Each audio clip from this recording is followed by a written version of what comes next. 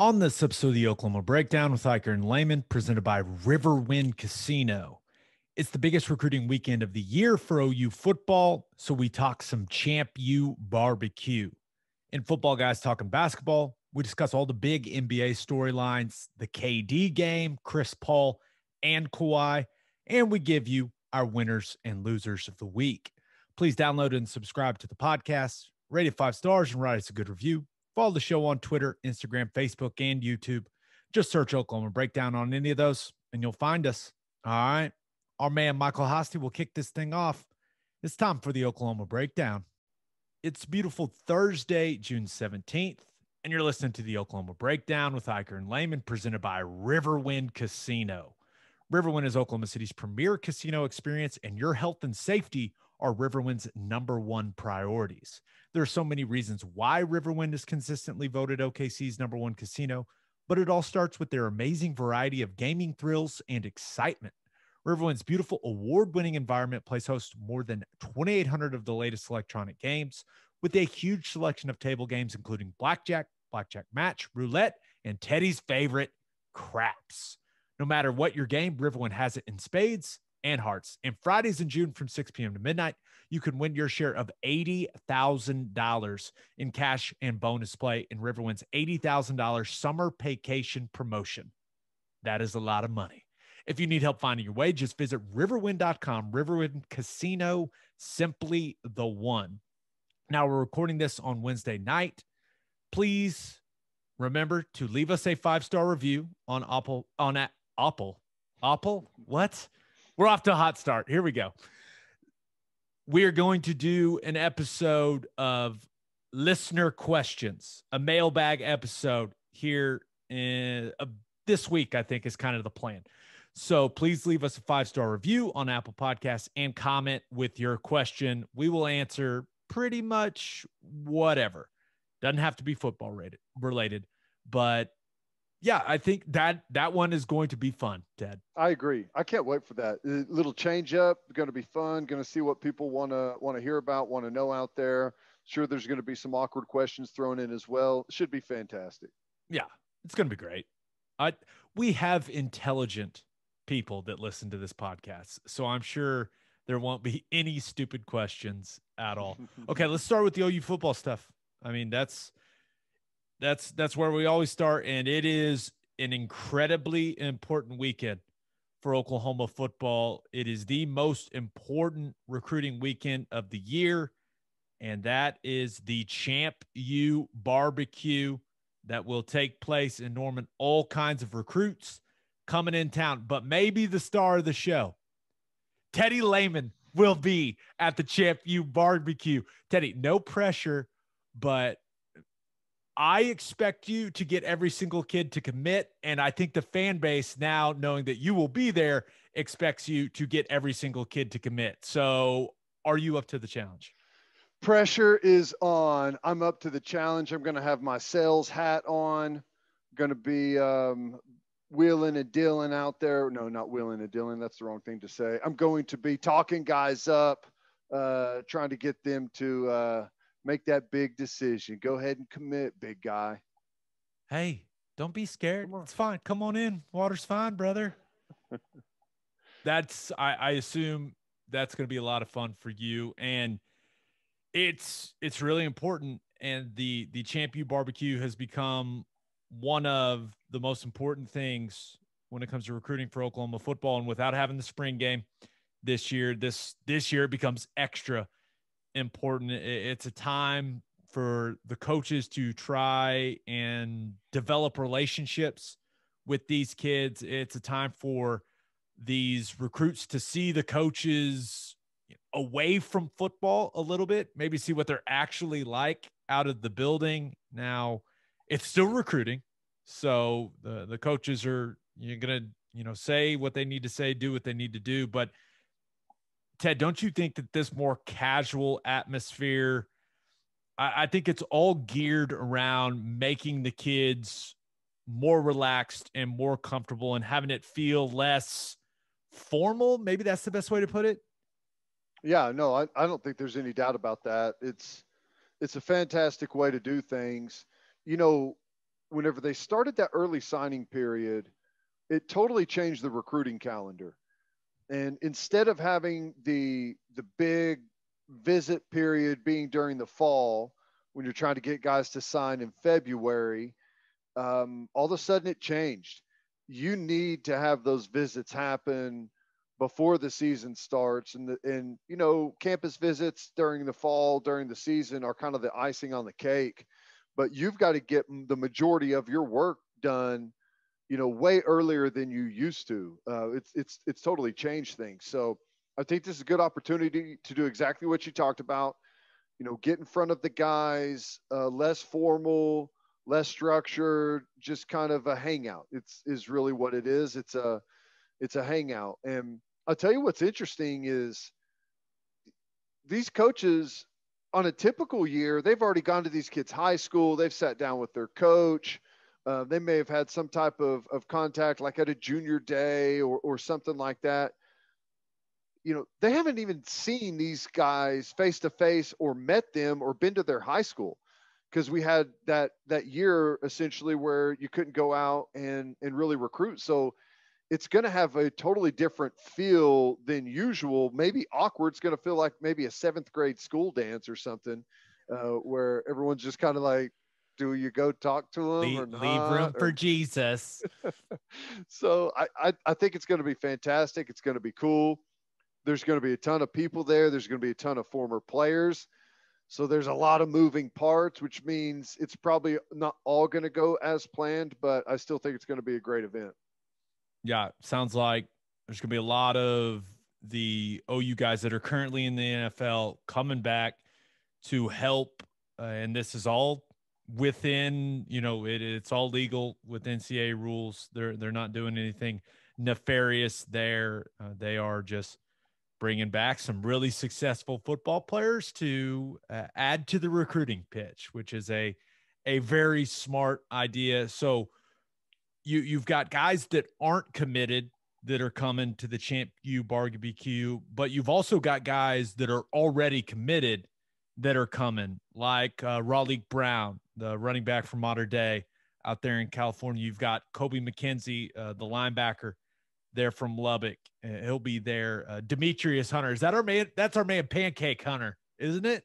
Remember that? Yeah, nickname? that's right. That's right. Yeah. So I think he's from Orange, Texas, right? He's going to be there, and it sounds like he's already trying to help recruit some of these other offensive linemen. That's also so important, because for the dead period, we've talked about the coaches not being able to go see these kids. We've talked about the kids not being able to go on their recruiting trips, but also recruiting has very much become about relationships that these recruits develop along the way, Ted. And I think this is a good opportunity for a lot of these kids that probably would have already run into each other in one way or another to finally get to meet each other and just hang out and be able to gauge whether they could spend the next 3 to 4 to 5 years of their life with a person. It is really cool to meet some other guys that I'm sure you've heard their names and maybe even seen some of their tape and stuff, done your own research, but it's cool to finally meet those guys. And whether you're committed or not, you do kind of start to form somewhat of a bond with the guys that you're on your visit together with. Like, do you remember who you were on your visit with at the same time? I remember Drew Allen and I basically decided we were going to be roommates on my visit. Mm-hmm. I mean, it was so, yeah, you like, it's one of those things where you definitely remember the guys you were on your visit with, and it's when the relationships start developing. It really is. Yeah, no, there's no doubt about that. And we've seen in the past that, that could be a big part of getting a really good class together. If you've got a couple of guys that are committed and they start turning into some of your best recruiters. Yeah. So there are some big time guys that are going to be there that are not committed yet. And ton of attention is going to be on Malachi Nelson. Right now, he's the class of 2023, but 5-star quarterback from the state of California. This is a guy that's announcing his commitment coming up here in the middle of July. And it seems like this is the guy that Lincoln Riley has circled as the guy that he wants in this recruiting class. Remember, Nelson is the number 2 quarterback, ranked right behind Arch Manning. And if you watch some of Nelson's film, he definitely got a little more athleticism than Arch. No offense, but this is a guy that looks exactly like the type of guy that Lincoln Riley wants at the quarterback position, Ted. Yeah. Tall, lean guy, big arm, can move, athletic. He's the next guy in the list. I mean, you've barely got your first 5-star recruit. He's a year in. You've already got another 5-star recruit just showed up on campus, and here they are gearing up for the next quarterback, the next 5-star kid that they're going to take. So it's a conveyor belt right now, but you got to stay ahead of the game, man. And that's the crazy thing about college football is you've got to be thinking so far ahead. I mean, this is the Malachi Nelson is the 2023 class. Like, that's a long time from now. And that's whenever he's just going to be signing, not whenever he's, starting. You got to be thinking and preparing really far out. And they've already been on him for a while now.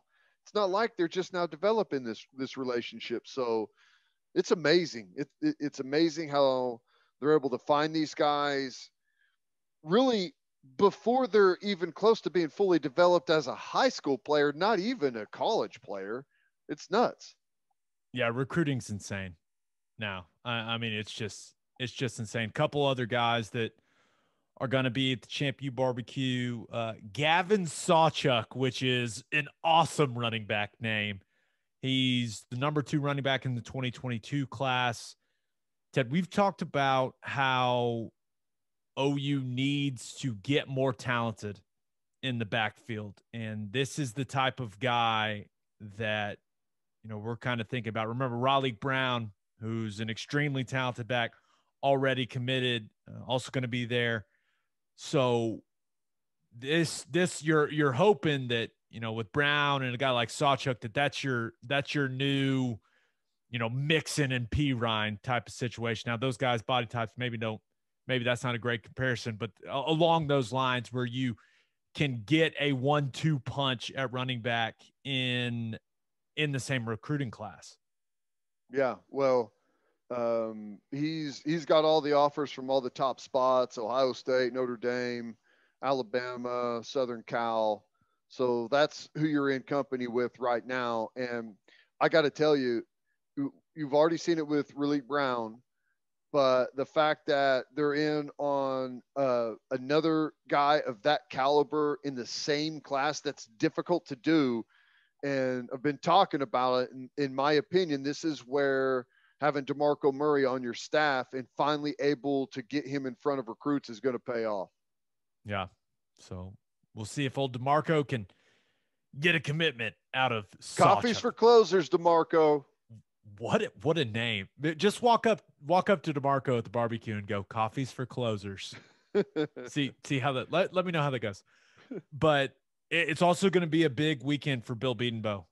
A lot of offensive linemen, I believe 11 O linemen planning on making the trip to Norman this weekend. And that includes the big tackle from Bishop Gorman there in Vegas, Jake Taylor. It includes Malik Agbo, who's coming all the way from the state of Washington. I think they've got 7 official visits, and they're bringing in some of the big guns to talk to these kids. Yeah. Talking Trent Williams, Lane Johnson, Creed Humphrey. I mean, these are some very highly drafted and well-compensated offensive linemen to put on the old sales pitch. That should be pretty effective. It's a big physical, highly paid group of guys. Like that's an all. You want to talk about an all-star class? That's awesome to have all those guys together, chatting with recruits. Can you imagine that? I mean, on my official visit, we went to like a OU basketball game for like the first half, and then went to like a house party, and it was during the bowl prep, so everyone was already gone. All the students were gone. Just a totally different feeling, right? Sounds awful. Hey, it was the greatest time of my life up to that point. I loved it. It was great. Now, Alex Grinch has ramped things up when it comes to recruiting on the defensive side of things, Ted. You know this extremely well, but one name that kind of stood out to me when I was looking at some of the guys that are going to be there, Kenyatta Jackson, the edge guy. Oh, boy, does this kid look the part. He's 2022 kid, top 100 guy. He is the type of player OU needs coming off the edge. I think already, 6'5", 230 pounds, still has plenty of weight to gain, plenty of frame to fill out. But he's, OU's going up against the big boys for this kid, right? Bama, Yep. Clemson, Ohio State. It's good that he's making the trip, right? But for OU to take the next step on defense, we're talking be the best defense in the country, or at least in the conversation. This is one of those type of guys. Yeah.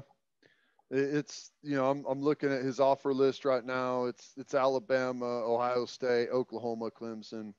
You're exactly right, and I think it says a lot that Oklahoma's in the ball game with those schools right now. A couple of years ago, defensively, not in the ball game with those guys. Right now, absolutely in the ball game. This defense is starting to catch some people's attention. You look at that length and the ability to run.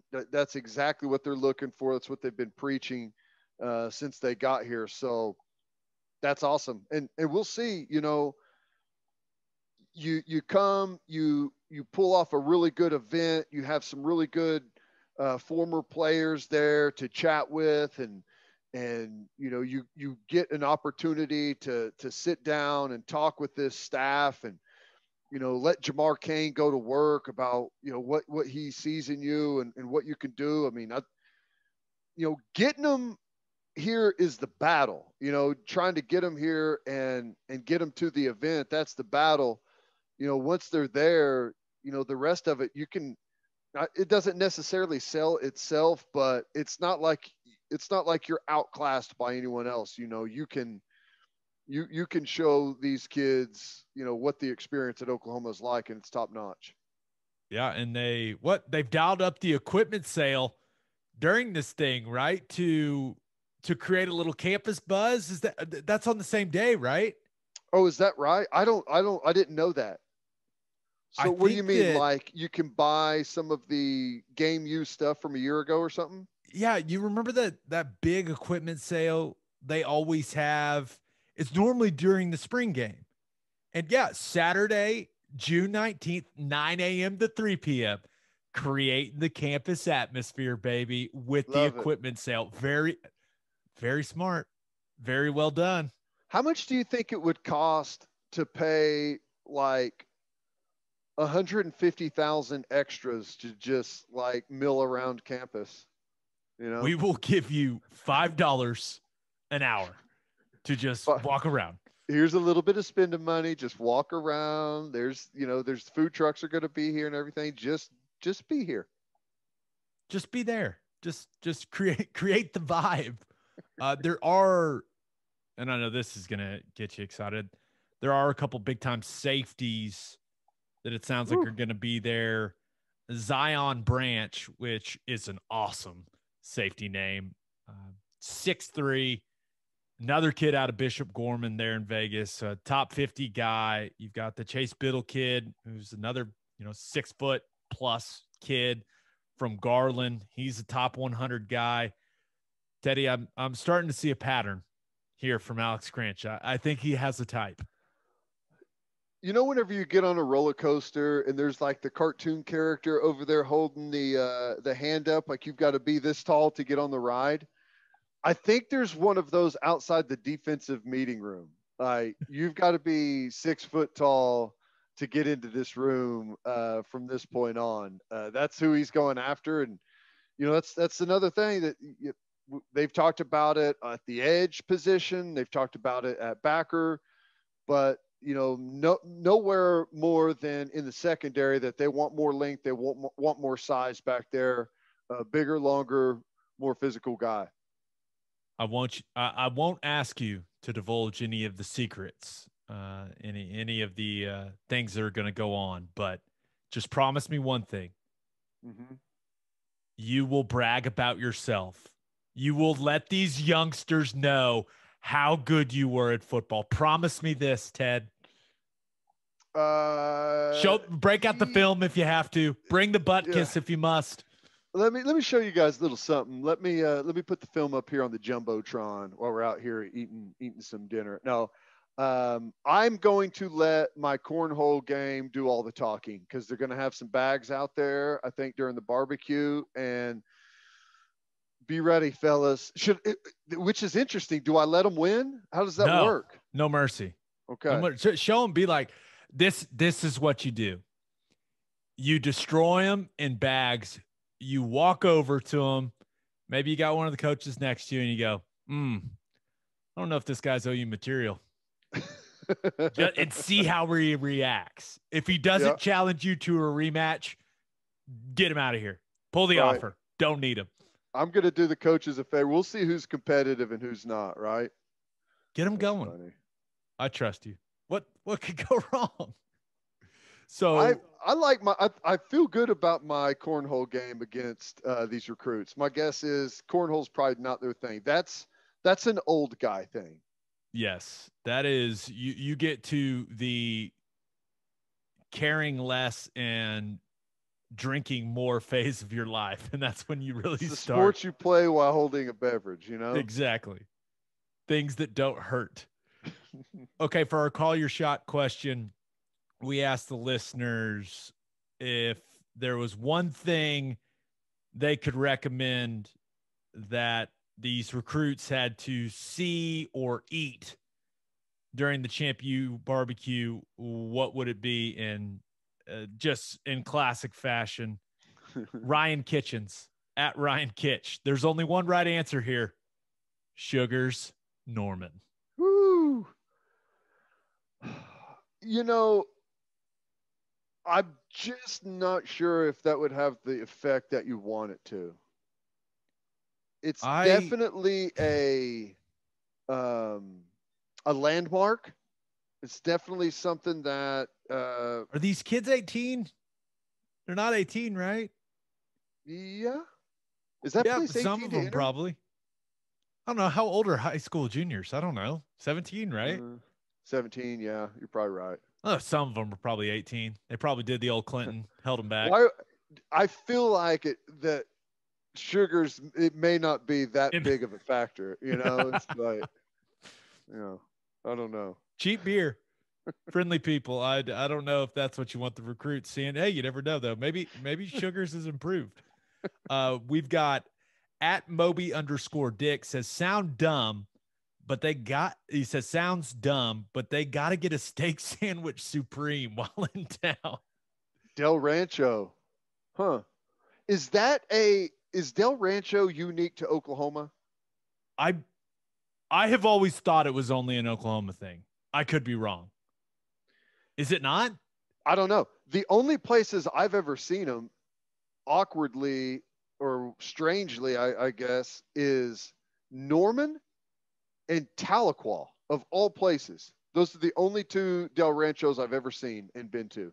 They could be scattered everywhere. I don't know, but those are the only two I have knowledge of. Del Rancho, I'm only seeing Oklahoma locations. I could be wrong, but the locations I'm seeing on the old Google machine, we've got Midwest City, War Acres, another Midwest City.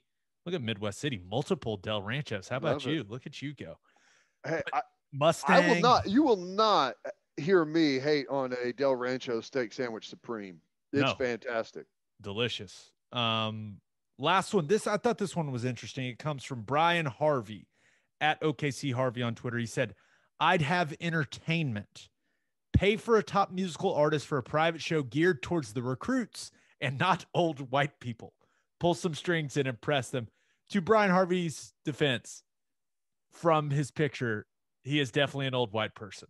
So I don't know if you can justify spending a ton of money on a musical act for kids that you don't know if you're going to come to your school, and your fans. That's the whole point behind that musical act at the spring game, is to also incentivize the fans, and you'll have the recruits there both. I don't know that people fully grasp how expensive it is to have someone of any stature come in for a private event. Like, you're talking like $250,000 type of deal. Depending on who it is, you can go way more than that. Yes, and hip hop, just because it's not as big of a production sometimes. Mm-hmm. Can be a little cheaper. But if I saw someone suggest J. Cole, I don't think J. Cole's showing up for less than $1 million. So it'd be hard to spin that while your softball team's asking for a new stadium, right? Yeah, I understand what you're saying, Brian, but it's just there. I don't know. Is there a musical act for this? Do you have any sort of information? Not that I know of, but that doesn't mean there's not. I haven't heard anything. There's a bunch of things that are going on that I'm sure I'm not aware of. It wouldn't shock me if there is. But here's the other thing. Even whenever you're talking about a group of kids that are generally the same age, you may find someone that half of them like and half of them can't stand. You just never know. Is there any one musical act that everyone can agree across the board on? Post Malone is pretty universally. I think that's about that. And this is how have you ever heard anyone that doesn't like Post Malone? I didn't like him for a long time, and I think it was just me on the fringe of being an old and trying to just scoffing at something that I didn't know or understand, or maybe just the appearance, but I like him now. Yeah. Okay. That's a great example. He's not coming for a lot of money.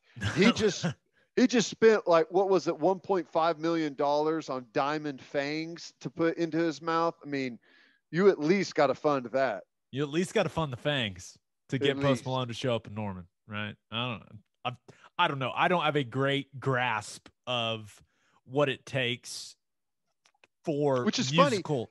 Funny. It wasn't very long ago he was performing at Riverwind. Yeah. Right? Should have brought him to the barbecue then. He could have done them both in one trip. That's right. Damn it.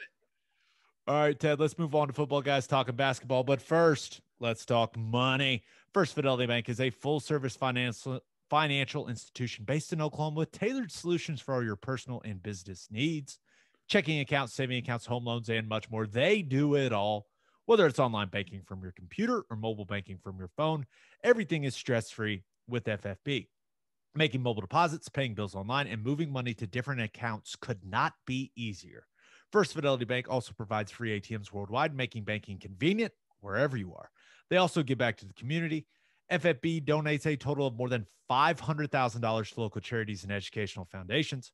Make your life easier and go bank at First Fidelity Bank.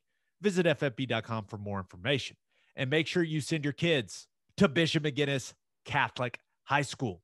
Bishop McGuinness Catholic High School has a long tradition of educational excellence. They know that children need to be in school and are doing everything possible to make that happen. With a 12-to-1 student-to-teacher ratio, no student is overlooked. Bishop McGuinness's college prep curriculum offers 22 AP courses. They also have athletics, clubs, anything you could ever want. If you want to provide the best possible educational and spiritual development for your children, contact Bishop McGinnis Catholic High School or visit bmchs.org. Financial aid is available. FGTB, football guys talking basketball. Wednesday was absolutely insane in the NBA. The news, it just kept coming. It started early, and then there'd be a new wave and a new wave. And I really thought, Ted, that we were just going to get on here and talk about how great Kevin Durant was in that game. I mean, we're talking an all-time performance against the Bucks, but then all hell broke loose. The NBA just wouldn't stop. So let's start with Durant, and we'll talk about how amazing he was against the Bucks. We'll also talk about this is how I'm going to do this. Let's start with a football question. Teddy, you are one of the most football intelligent people I know. Okay. In football, if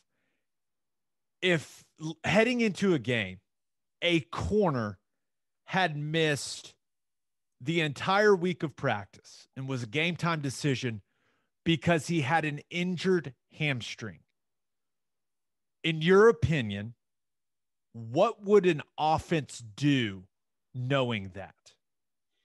If I was an offense, I'd do a lot of things. I'd run at him quite a bit. Okay. Make him have to come up and tackle. And then I'd let him get cold out there and stand around on a couple of plays running away from him. And then take a guess at what I'd do next after he's been standing there on a couple of plays. Then let it go, let it eat, and make him work his butt off. You know, you don't want to let it get warm either. So you want to right out of the gate, because you go out there for warm-ups, then you go inside and you sit in the locker room for a while, and you come back out and you're actually kind of cold. Let's test that sucker early. What do you say? I agree. And I think that's what anyone would do. That's not what the Milwaukee Bucks did to James Harden. And I was sitting on my couch screaming, not screaming, but my wife said I was screaming. I was raising my voice. I wasn't screaming. I could not believe that they did not attack James Harden. They didn't make him defend. You just got to sit there and stand in the corner with PJ Tucker. I was baffled. And I think it might get Mike Budenholzer fired no matter what happens the rest of this year, because it was so, like, I'm not going to pretend like I'm a basketball genius, but the guy could barely get up and down the court. It's not like PJ Tucker was stopping Durant. He was hitting everything. Put someone out there that will force James Harden to guard somebody. Maybe I was screaming. I couldn't believe it. It was stunning. Stunning. And I don't coach basketball or play basketball for a living.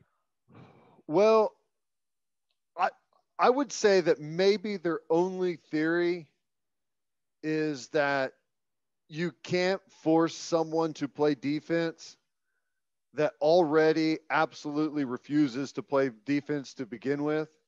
So I don't know. Maybe they say it's better to put him over in the corner instead of having where he can allow the blow by and force a guy into a situation where help's caving. I have no idea.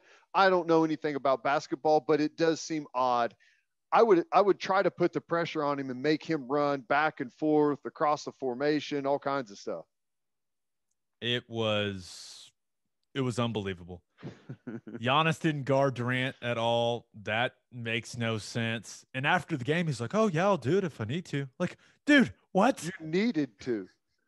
Why haven't you been doing it every game of the series, at least for some stretches? But Durant was, he's the best player in the world. I don't know what else to say. And that was an all-time performance in my eyes. 48 minutes, every single minute, putting the team on his back, and goes for 49. Should have had 50. if he wouldn't miss the free throw. But to go for 49, 17 rebounds, 10 assists, that was one of the best playoff performances. When you consider all the circumstances, that's one of the best playoff performances I've ever seen. It was a brilliant basketball game by him. I mean, so fun to watch. Yeah, it was.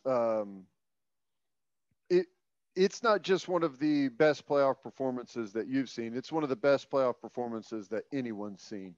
Considering the circumstances, considering the fact that he was down a star and 8/10 of another star on the team and really left there to kind of hold everything together. The fourth quarter that he had, 20 in the fourth quarter, hits that big three, I think under a minute to go, buries a big three.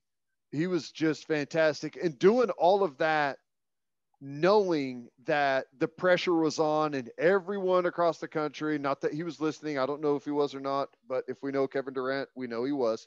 Everyone's putting the pressure on him. This is where we'll be able to tell what type of basketball player he is and where he really stacks up. Not that that actually means anything, but it is added pressure, and boy, did he deliver. Yeah, people were saying it was, right, this could be a legacy game for him. Well, I would say he delivered. There's no doubt. Even though Reggie Miller wants them to just rest for game 6, it was still honestly, that's not the worst idea in the world, but the Bucks are, I don't know, man. They're impossible to figure out. So that game happens. We all witness Durant's greatness. We're all getting mentally prepared to just talk about how awesome Kevin Durant is for a day. And then the Chris Paul news comes out. And maybe this is the best way to ask this, Ted. Is Chris Paul cursed? Do you think this man, and we'll see what ends up playing out with this, but he's in the COVID protocol. He was vaccinated, still ends up testing positive. That from everything I've gathered, that's what, different people are dropping different pieces of information. That's what it sounds like. He has to be sitting here going, especially after the series he just played against Denver. I mean, one of the most efficient series I've ever seen from a player. He's got to be sitting there going, I mean, seriously? It's the banana boat curse. Everyone who got on that damn banana boat with LeBron James down in Miami has been cursed ever since. No. It's all I can come up with, but it's absolutely brutal. And honestly, and maybe people are going to get mad at me about this, but I don't know why the NBA is still going through the whole situation with them, with this and the protocols and everything. I don't know, man. It's almost as if the NBA is destined to have a horrible finals matchup this year, ratings wise. Yeah, that's kind of how it feels. And I'm sure more details will come out over the next couple of days, but it's almost like maybe he started feeling really bad or something. I don't know. I don't know, man. I just feel like the hamstring thing happened to him in Houston, which I think a lot of people think probably cost him a championship. I mean, he's had other guys injured throughout his career that were key to his team. And now when he is arguably playing the best basketball of his career and his team is undoubtedly playing the best basketball in the playoffs, for him to have to miss a game or two, or I don't know how many it's going to be in the Western Conference Finals, but you summed it up perfectly. It is brutal, man. Brutal. And if he's sitting there sick, it's one thing, but if he's not, and he's vaccinated and he's feels okay and he just popped a test, that's got to be even worse. So I don't know enough about his condition, but to know how he exactly is feeling about the situation, but he does have to feel like he's just it's never going to happen, and he is cursed. The banana boat curse. The banana boat curse. Now, from everything I've read, because he got vaccinated, it sounds like the protocol shortens and he can just like test out of it. But I mean, the Western Conference Finals start next week. So I don't know. It's just a crazy situation there for Chris Paul. And then the Kawhi news comes out, right? And the Clippers are playing the Nuggets right now as we're recording this, tied after the first quarter, or not playing the Nuggets, the Jazz. The Clippers are playing the Jazz right now without him. And it turns out, okay, well, he's not going to play. And then it comes out it's his ACL. And when you sprain your ACL, you tear it. And it just is to what degree, how serious it is. And it was rather alarming when a bunch of people started saying they'll get more images on it when the swelling goes down so they can get a clearer picture. I mean, it was such an unassuming play. Like, are we going to lose Kawhi Leonard for like a full calendar year to a torn ACL? I mean, my God, what is happening in this league? Okay. You can correct me here, but I've heard of someone spraining an MCL. I've heard of someone spraining a PCL, LCL. I've never heard of anyone spraining an ACL where it wasn't totally torn and requires surgery. I've heard of one person. It was me. You in high sprained school. it and didn't tear it? I partially tore my ACL in high school basketball. Like a grade 2? Like tweaked it like it didn't. I'd say tweaked. Like I tore my ACL, but it was one of those. I looked at it and it was. They're like, okay, you just put a brace on me, and they're like, you're good. So, I mean, I guess it happens. Or at least I think I'm remembering this correctly. Yeah. But I've honestly, I was thinking, I was like, I've never heard of anyone spraining an ACL. No, because when someone sprains their ACL, they always say, well, he tore his ACL. And normally, like you're saying, that thing's gone. Yeah. Or it's barely hanging on and it's pretty much gone. Yeah. I don't know. And maybe I don't know a whole heck of a lot about it. It seems like it's one that they almost always fix if you've got a grade 2, at least, grade 3 is like totally gone. Right. So if it's that swollen and it's an ACL, he ain't playing for a while. Sprained MCL is like 6 weeks. Yeah. So, I mean, playoff P, baby. He's got to step up. He's got to get to work. They're down 43-36 in the second quarter as we record this. But I'm confused. Who on the Jazz used to play for the Thunder? Is there anyone that I'm not thinking of? You're trying to find who the which Thunder former Thunder player will win a championship if the Jazz win? Yeah, because there's always a former Thunder player that wins a championship somewhere else. I don't think they have any former Thunder guys, right? I don't think so. Which means they can't win a championship. Right. Isn't that how that works? I think so.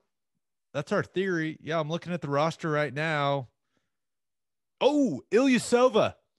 There was a brief moment. Does that count? Does that count? Because remember the trade from Philly? He was balling too whenever they traded him. It counts. He was a Thunder.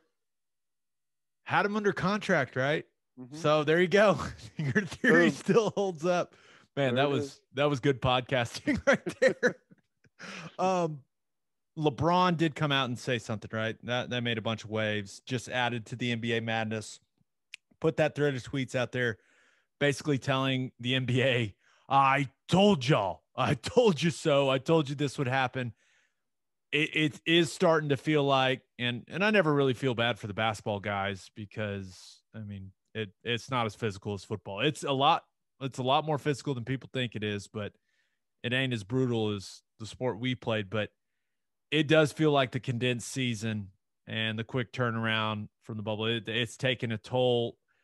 I saw that if Chris Paul misses a game, and obviously that's a different circumstance, but that will mean that 9 All-Stars will have missed a playoff game this season. 9. Yeah. Well, I don't know. It's fascinating. I don't know exactly. James Harden, for example. It's hard to lie blame at the feet of a shortened, condensed season whenever a guy purposely showed up out of shape as hell to his team's training camp in the beginning of the season. You know, I don't think anyone's feeling bad for Harden right now. Right. You know, there's definitely a lot of guys hurt. Chris Paul's not necessarily hurt right now, but I mean, Kevin Durant tore his ACL, or not ACL, excuse me, Achilles tendon in a normal year. I don't know. I think it's easy to just lay blame on that, but here's the other end of it. What did you want the NBA to do? Like not play? Like not generate revenue that you guys get paid off of? I mean, come on. You've got the owners in a position where, you know, LeBron makes $45 million a year. You got to generate revenue. And not to mention, most of the season was a lot of the teams were totally closed down as far as having fans. I mean, who knows what happens if they don't play and don't get some of that TV revenue? The players are the ones that are going to feel that. Is everyone okay with taking a massive, massive pay cut? Well, of course not. They just want to keep all of the massive contracts and do less, which I can't blame them. That's all everyone wants to do, myself included, is to make more money and do less. Yeah, that sounds awesome. Ultimately, you've got a players association, right? I mean, and there were negotiations, like those conversations took place. So I don't know. This is a league that is all about stars. And I went back and looked at the all NBA teams, and on the first team, Giannis is still playing. The rest of the all NBA first team is not. Jokic, Steph, Luka, all eliminated. Kawhi, ACL. You look at the second team, Dame Lillard and Julius Randle, eliminated. LeBron, eliminated because Anthony Davis got hurt. Joel Embiid and the 76ers just blew a massive lead to the Hawks and lost in Game 5. He is playing hurt. And Chris Paul's in the COVID protocol. Third team All-NBA, Gobert and Paul George playing. Look at those two go. Jimmy Butler, Bradley Beal, eliminated. Kyrie, ankle. So 4, as of right now, 4 of the 15 guys on the All-NBA teams are playing. But only 2 hurt. Kawhi and Kyrie, right? Kawhi and Kyrie, yes. And, you know, LeBron. But I'm just saying, the only reason I brought that up is you've been saying that the ratings situation, the NBA, they may have a playoff problem. When you look at the lack of stars, like the best players in the league, which is what the all NBA team is supposed to be. Now, Durant's not on it because he was injured most of the year, but or not most of the year, but missed a lot of games. But you just look at it from that standpoint and go, man, I mean, 4 out of the 15 are available right now. And that includes Embiid, who I don't think is really close to 100%. Like, that's insane. When you think about it, that's like half the quarterbacks. And I know this how the playoffs, maybe that's not the best comparison, but it's like you get to the playoffs and all the big name quarterbacks just aren't in it. Well, I mean, it's weird. Here's one of the problems that the NBA has created for themselves. Even in the NFL, if you had the quarterbacks down in the playoffs, most NFL fans are a fan of a team, right? Not a fan of a player. The NBA, with guys moving around everywhere, you've got a bunch of fans of players, not nearly as many fans of teams. That creates a massive problem whenever you get into a situation like this. The league is going to just, if it's the Jazz and the Bucks, or, I mean, and Donovan Mitchell's banged up too. Like, he's not 100%. I mean, Mike Conley's still out for the Jazz. Like, the Bucks are probably maybe even a better ratings pool than Atlanta or Philly. Atlanta and Philly are terrible ratings pools. Hey, I'd love to see Trae Young in it. I think that would be fantastic. But Philly's, no. Trae Young I think he just dropped 39 in that comeback win. So that's they were down by 26, by the way. So they're up 3-2? They're up 3-2. Philly just dropped a 26-point lead at home against the Hawks. Embiid looked like the most miserable SOB I've ever seen in my life in game 4. I can't imagine what he looked like at the end of that game if they dropped that big of a lead. He was spectacular. Again, 37, 30. It was not an Embiid problem. 37 and 13. He was 2 for 4 from 3. Curry had 36 and they lost. Like, they blew a 26-point lead, Ted. Woo. Now, good for Trae Young. This is a Trae Young podcast, right? But my God, Philly, figure it out. Wow. Brutal. Wow. Okay. Let's move on to winners and losers. But first, do you own a business? If you do you need Insurca in your life? Insurca is one of the country's largest insurance brokers with 30 offices throughout Oklahoma, Texas, and the Southwest. Insurca is able to customize programs by accessing the latest information from many insurance carriers. They compare and contrast coverage offerings and pricing in order to design a cost-effective, comprehensive program to meet your business's specific needs. Insurca's clients become best-in-class businesses by working with Insurca's team of advisors to manage risk.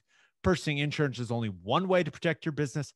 Best-in-class businesses win by avoiding a loss in the first place. If your business partners with Insurca, you'll save huge amounts of money and take back control of your total cost of risk.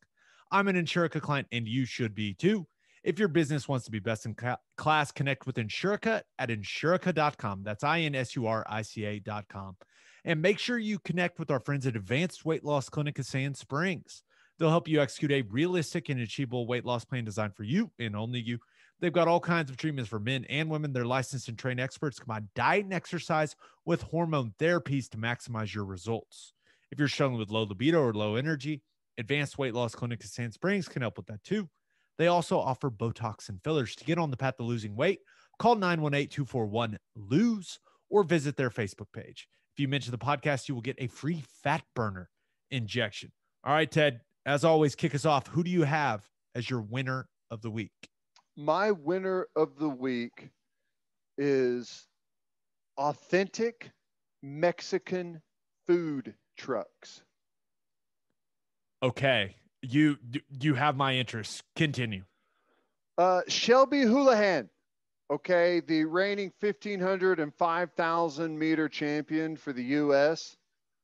is banned from the Olympic Games and competing in the World Championships, I believe until like 2026. She tested positive for nandrolone. And she claims she tested positive because 10 hours before her test, she ate a pork burrito from an authentic Mexican food truck in Oregon. She says that after doing research, she's found out that after eating pork, people can test positive for nandrolone, which is a banned substance. And my guess is everyone out there saying, I'm eating burritos, baby, pork burritos. If I'm going to get something that's good enough to be a banned substance from the World Anti-Doping Agency, let's go. That sounds like something people are going to put in their diet. I saw this. Does she think we're going to believe that? I think so. How many pork burritos would one have to consume to have enough nandrolone in one system? I mean, like, seriously, Shelby? Okay, I will say this. Are fascinating whenever it comes to failing drug tests. Okay, I will say this. Can you imagine being this woman who, I believe I read, holds like a couple U.S. records in, 1,500 and 5,000. Yep. Yeah. Middle distance running. I don't know if that's the right term, but can you imagine how infuriating it would be if it was actually because of the pork burrito? I know. That's got to be the craziest thing. And, who knows if any of these crazy excuses that we've heard throughout the years are true or not. No one ever believes them, whether it is or isn't. But there's someone somewhere that's out there like, no, I swear, it was a burrito. It was a burrito. I would be like at that food truck the next day in a full hazmat suit taking samples. Okay. But apparently the Olympic Anti-Doping Committee heard her excuse, her testimony, and said, no, you're banned. I really hope she just cheated, honestly, because it would be devastating if it was actually from the burrito. It'd be horrible. Yeah, that would be like send someone down a deep path of depression that they'd never escape. Keeve Nachman, PhD, is quoted in this article about this saying, nandrolone, however you say it, is not approved for use in any food animal, noting that it's illegal to use any steroid hormones in pig production. We use them in cattle and sheep, and that's it. The only way it would be there is if it occurred naturally, and I don't know that that's the case. You also feel like, you feel like it would be a small amount, and would that not be cooked out of the meat? I don't know. But hey, start piling up at the authentic Mexican food trucks if you think you can get a little bit of a roid boost. Let's get jacked. Let's get jacked. How about some burritos? All right. I was so curious as to where you were taking that when you said it. I was like, what? Okay. Who do you have as your loser of the week? It's Major League Baseball pitchers. Is this not the funniest thing you've ever seen in your whole entire life? Essentially, because of Major League Baseball stepping up this, they're going after pitchers using foreign substances to help them get a better grip on the baseball. Something that is clearly illegal, clearly defined in the rules as illegal. You cannot use anything in order to enhance your grip on the baseball. Okay. So what's happened here is they've said that they're just going to step up production or step up enforcement, excuse me. And what happens? Essentially, every baseball player or every pitcher in Major League Baseball instantly admits that they've been cheating and is actually pissed off at Major League Baseball for enforcing a rule. It is the damnedest thing I've ever seen in my whole entire life. It would be like all of the track athletes being pissed off that the Olympics finally decided to start testing for steroids, which are illegal. It's amazing. It's fascinating. A pitcher even blamed his injury on the fact that they're not letting him cheat anymore, saying that he's got to grip the ball differently than he did before, and now he's injured because of it. They look like total idiots, in my opinion. Yeah, and it seems like some of the stats are starting to change, right? It seems like we're going to see some more runs scored.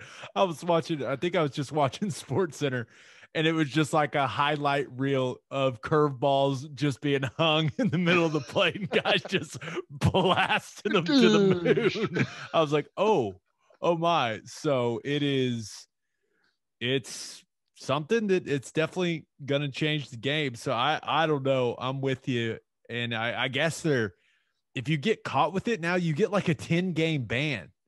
10 days That's suspension a ton without of money. Pay. Yep. I guess it's like it's essentially a 2-game ban, but Yeah, I like don't know how start. Yeah, 2 start. But I don't know how they get compensated. Do they get compensated by start or by game? I don't know, but either way, big chunk of change. It's significant. So, yeah. I mean, here's the thing, though. If you're a pitcher and you're this worried about it, they still have to catch you with it, right? So, I mean, be more discreet. Be more discreet, I guess. I think it's so funny, though, that they're all mad at Major League Baseball. They're not like embarrassed that they've been cheating.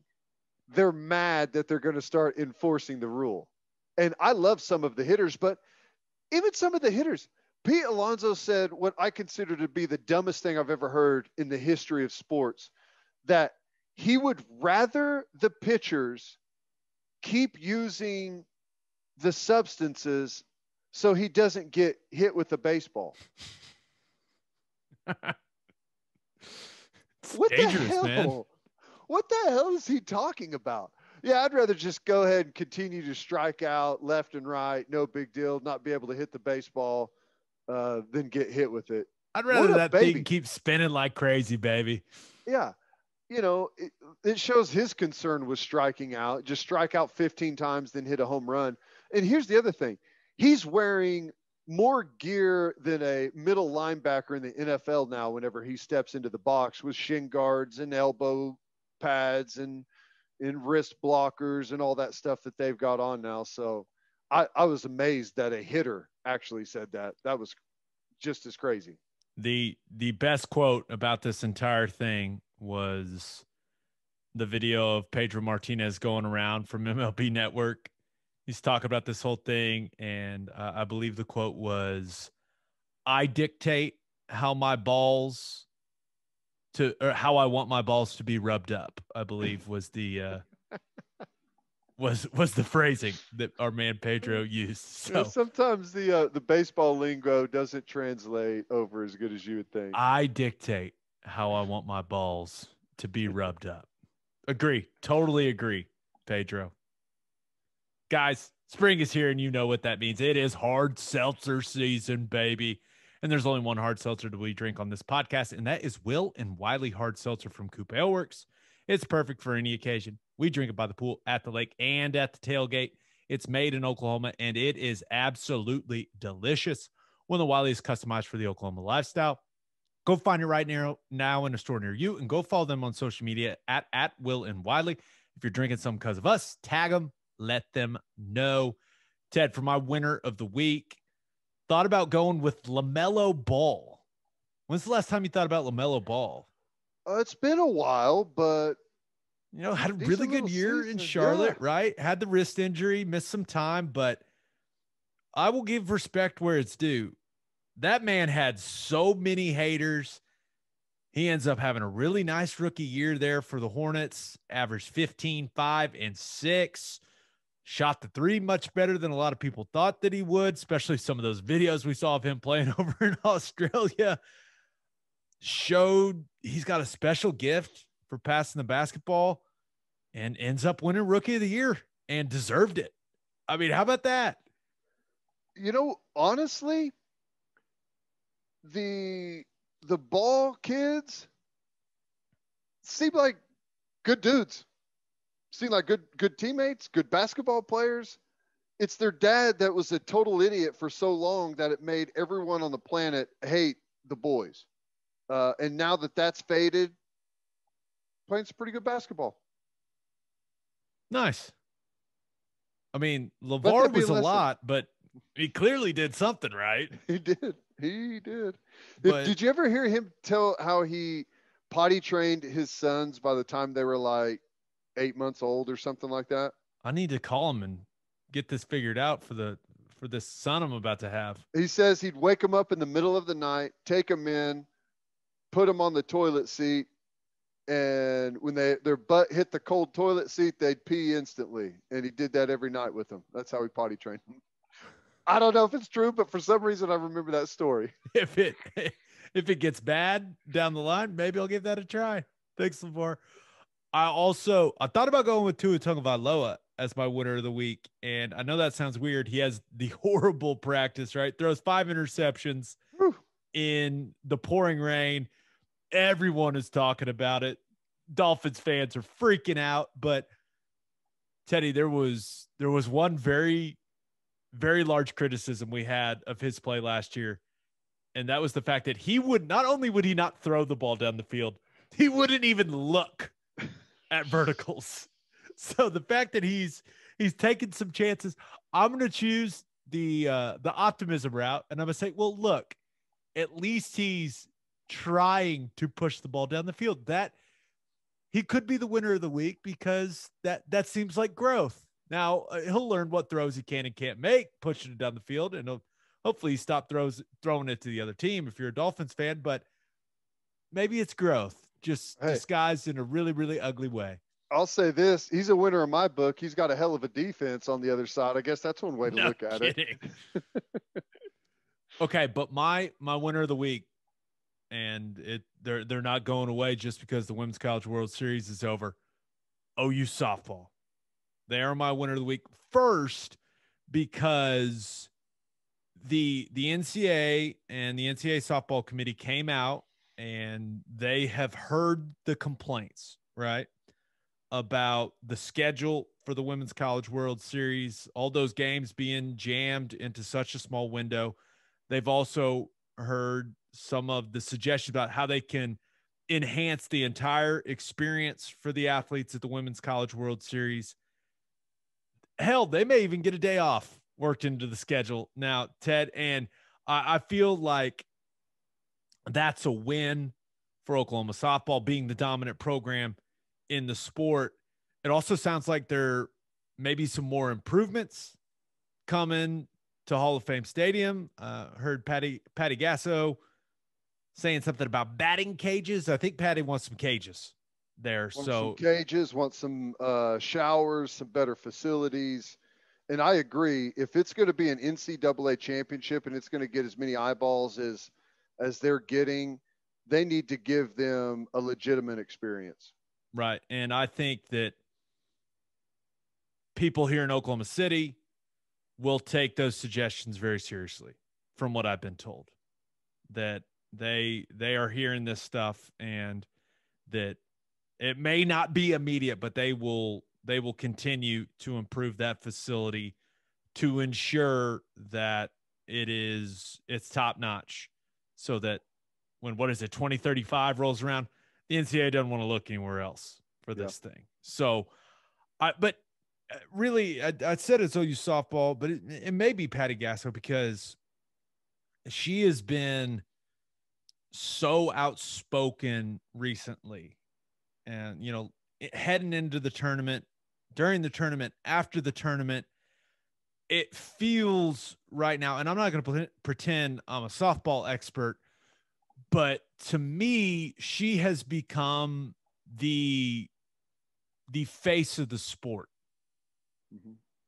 And the things she's saying are really carrying weight. I heard her on with, Stephen A. Smith. Now, Stephen A., we had her on first, just letting you know.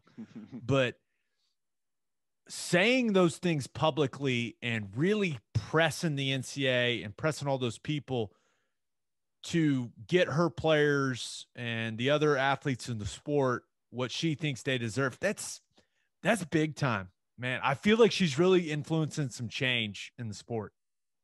Well, you never know how long your platform is going to last. They had a fantastic World Series. I know definitely around here, but in the softball world, and I think just in general sports fans, it had a lot of attention there for a decent amount of time, and she capitalized on that to get her message out and to air her grievances with what's going on there, and the right people are listening. If from whenever we had the conversation with her, because she essentially said that, like, I'm doing podcasts now. People are covering, I'm doing radio shows. Like, whenever she first started, that didn't happen. They didn't get any attention at all.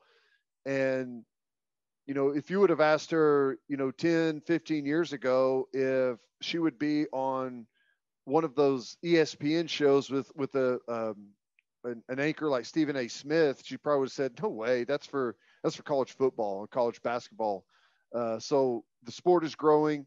She's using that platform to try and get some good change in there that I think is well deserved. I'm totally with you. Also, OU softball nominated for best team at the ESPYs. What do you think? Know what to do. You know what to do, OU fans. Go vote for them. Make them win. That'd be awesome if they won. That'd be so cool. I agree. It's a tough battle, but that'd be pretty damn cool. Okay, so for my loser of the week, I thought about going with Arizona State football because this story is just hilarious to me. I mean, the fact that there's so much dysfunction. I guess so many people don't like Antonio Pierce there that everyone is keeping receipts of all the rules that they were breaking and recruited. Someone just presents the NCAA infractions people with, I believe the term they were using was a dossier. It's a lot if they refer to it as a dossier, but basically someone ratted them out for breaking all of the recruiting rules during that 15-month dead period. And they provided all of the proof, right? Screenshots of emails, pictures. They even had actual receipts, Airbnb stuff. Like they were just acted like they could recruit like normal and it would be fine. I guess sneaking kids up stairwells, hiding them in suites during games. Ted, I mean, I know Herm Edwards he's all about you play to win the game. Hello? He's trying to win. Come on, Gabe. I mean, I thought this was the funniest thing ever. I love it. I feel bad for Arizona State. By the time the NCAA gets around to actually reviewing the dossier and levying some type of punishment, I think it'll be around 2030. Herm Edwards and that crew will be long gone. They'll be at another bigger job by then, I guess. It's going to take them forever to even have something happen from this. Just hosted kids on official visits during the dead period like nothing was happening. I don't know if arrogance is the right word. I don't know if stupidity is the right word. Some combination of those two things to think that they could do what they did and treat some of the people within that building the way that they did and just get away with it. I mean, You think It's Herm so gave funny. that same look he gave the reporter after he said you play to win the game? You know, whenever he got presented with Hello. those, he got presented with the receipts, the dossier. I love it. Yeah. He's probably like, what do I care? You know, I'm just trying to win some football games. You want to fire me? That's fine. I'm out of here. Yeah, we'll see. We'll see how that whole thing pans out. But if you haven't read it, that story, I guess they had like a 12 passenger van driving recruits around.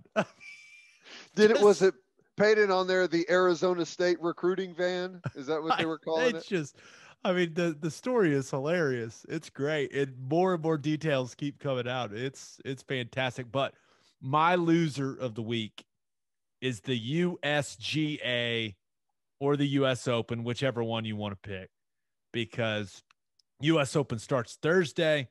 We're all fired up about it. Torrey Pines, beautiful course out there in La Jolla. Everyone's thinking about, what was it, Tiger in 08 winning there, you know. Mm-hmm. And there's one thing we all want to see in golf right now. One. And that is for Brooks Koepka and Bryson DeChambeau to be in the same damn group. That's all we want to see. And they had the perfect excuse to do it. All they had to say was, we are going to group the last 3 US Open winners together. That's all they had to say. And it would have made sense. Now, I know they have the tradition, right? The winner, you know, in the first round goes with the low amateur, or goes with the US amateur champ, whatever. I don't care. We wanted one thing, Teddy, and they didn't give it to us. They failed us. The USGA failed us. They failed golf fans. I know Justin Thomas said it's about the US Open. It's not about those two guys. Justin, you're wrong. Yeah, he doesn't know what he's saying. He's a great golfer, but he doesn't know what the hell he's talking about here. It's the only thing we want to see, and they didn't give it to us. Ted, what is their problem? I don't know, but there may be one thing that's actually better than grouping them together. And I haven't seen the tee times. The thing that's better is having Brooks Koepka in the group just behind DeChambeau, because what pisses him off the most about him is how slow he plays. So if he can see him like walking around the greens, doing his stupid equations and stuff and slow play, I think Koepka would eventually just hit him to him. That's really what we want to see. Would that be one of the best moments in golf history if we got to witness, not only if he hit into him, what happens if he actually hit him? Like, just like on the shoulder, somewhere safe, not in the head, but maybe like right in the middle of his back. Square in the back with the driver as he's walking down the fairway. That would be fantastic. Now, did you see that fight on the qualifying tour? What is it? With the Corn Ferry? Yeah. Did you hear about that fight? I saw a video of a golf fight. That was on the Corn Ferry tour? Yeah. Monday on a qualifying round, there was a fight. A golfer and his dad got arrested. It was great. So, hey, golf is slowly becoming a contact sport. I love it. Let's. Hey, who do you like the Open? Right. So I looked up the pairings for DeChambeau. He's playing with the U.S. Amateur champ, and he's playing with Matsuyama. So it's actually a good group, even though him. What time did they tee off? I didn't look at the times. I looked at the groupings, but I can find it for you. I hope Koepka's right behind him. That would be, I mean, that'd be truly amazing. But it's got Koepka is with Colin Morikawa and Justin Thomas. So that's a fun group. So that'll be the one that everyone's probably watching. But you look at the odds, John Rahm, the favorite, at plus 950, DeChambeau, Dustin Johnson, Xander Schauffele, all at 17-1, Koepka 18-1, Rory 19-1, Spieth 23-1, Phil all the way down at 60-1. So maybe you go Phil. That's some serious value. But Ted, it feels like it's Rahm's time, right? It He had the does. weird. He's won at Torrey Pines before. He had the weird situation at the Memorial where he was going to win that golf tournament, and heading into the Memorial, he had 4 top 10s in 6 tournaments. The guy, he's just red hot, and I know that. I guess you call it a layoff, the break, whatever you want to call it. But it just feels like he's playing the best golf out of anyone. But you never know what's going to happen. He hadn't won a major. He's going to win one eventually. But, man, it does feel like this is lining up well for him if he feels like he's where he needs to be.